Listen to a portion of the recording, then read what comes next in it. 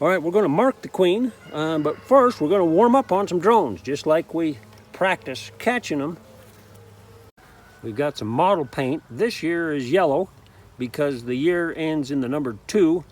There's industry standard for what year, if you care, to mark it, just so you can keep track of how old your queen is, right? I'm going to make sure my paint's mixed. I don't want it too thin.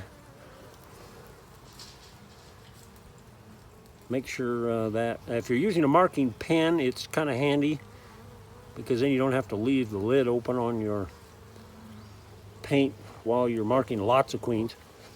All right, there's my paintbrush. I've caught a drone. Here's what I want to do.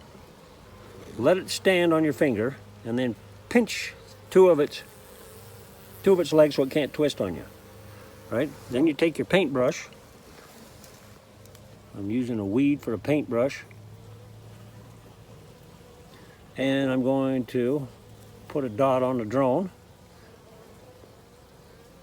Put a dot right on the thorax. Let's try painting another one. We're still practicing. We're still warming up. There's another drone right there. All right. I got it by its wings. I'm going to hold it by its thorax this time rather than pinch it by its legs. All right, that's too big of a drip right there.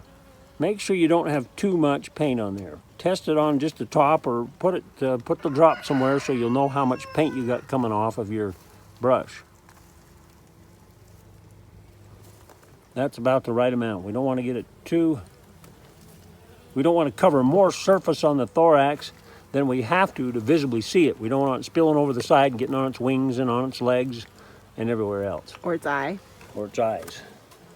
All right, now I could just let it go. If you're in a hurry, you've got lots of queens to mark, that's what you're going to do. You're just going to put the queen back on the frame. They might crawl around on it a little bit, and I've actually never had something like that go wrong if I just mark it and put the wet paint queen right back on the frame.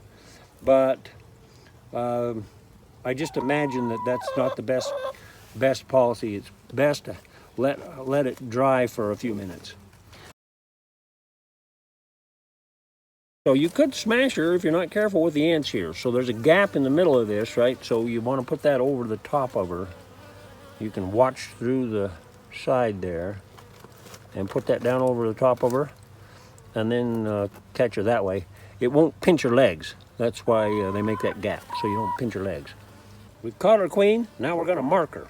I want to put the queen bee in a marking tube. I've found a marking tube is easiest to do this.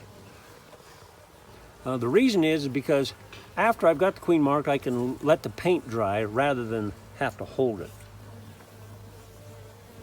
We'll see if we can do this without touching the queen. All right, we've got the queen in here. If she's real lively, she might fly out. You got to be quick. All right, this plunger has a little foam on the end, so we don't harm her. We want to get the queen so she's got her feet down on the little foam pad, and then we'll press her gently, very gently, up against the screen on the top. Quite often those worker bees will get in the way there. Now we've got her spot there. I can put a little dot on her thorax. Now I can just set her here in the shade and let that dry for 5 minutes or so.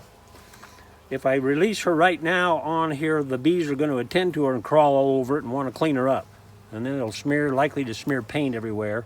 Now, hopefully not on her head or antennas or anywhere that matters.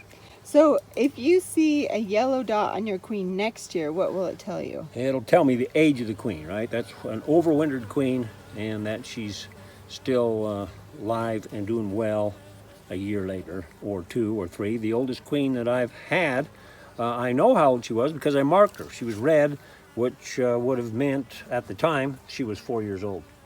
So you can find a guide to the queen marking colors for the industry standard if you want to on our website.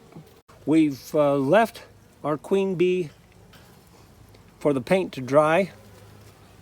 She's been sitting under the hairdryer here for a little while, and so now I could release her back on the frame. I could just take her out and shake her back down onto the comb. Sometimes when she's real excited though, she might just run off and into the grass. I've had that happen before. This queen's pretty calm. I don't think she's going anywhere.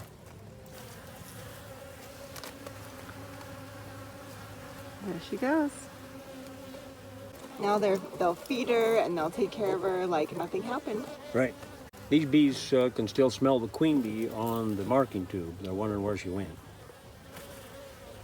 Thanks for watching this video, and I'd like to thank the bees also for being cooperative today. They're very nice.